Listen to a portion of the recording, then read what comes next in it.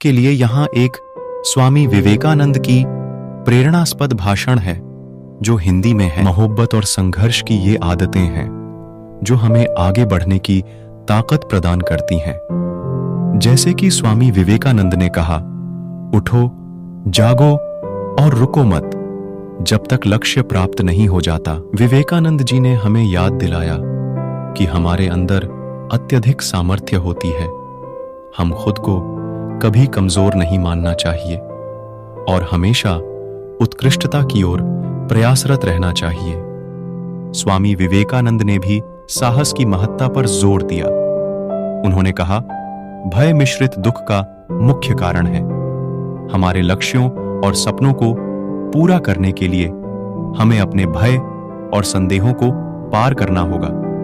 हमें चुनौतियों का सामना करने की हिम्मत रखनी चाहिए, क्योंकि यही से हम मजबूत होते हैं। इसके अलावा उन्होंने हमें आत्मनिर्भरता और आत्मविश्वास की महत्ता पर भी जोर दिया। उन्होंने कहा, आप जब तक खुद में विश्वास नहीं करते, तब तक भगवान में विश्वास नहीं कर सकते। यह हमें याद दिलाता है कि हमारी सफलता का एक महत्वपूर्ण हिस्सा हमारा आत्मविश्वास है। स्वामी विवेकानंद की शिक्षाएं भी मानवता के सेवा में महत्वपूर्ण भूमिका को हाथ में लेने की महत्वपूर्णता को उजागर करती हैं। उन्होंने कहा, वे ही जीते हैं जो दूसरों के लिए जीते हैं, बाकी सब ज्यादा मरे हुए हैं, ज्यादा जिंदा।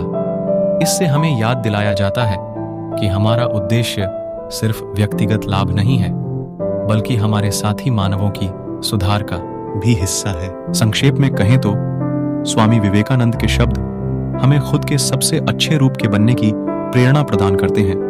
आइए हम डरपोकता, आत्मविश्वास और सेवा की भावना को अपनाकर अपने लक्ष्यों की ओर बढ़ने का इस काम को उत्सुकता से निभाएं। याद रखें, जैसे कि स्वामी विवेकानंद ने कहा, आपको अंदर से बढ़ना होगा। कोई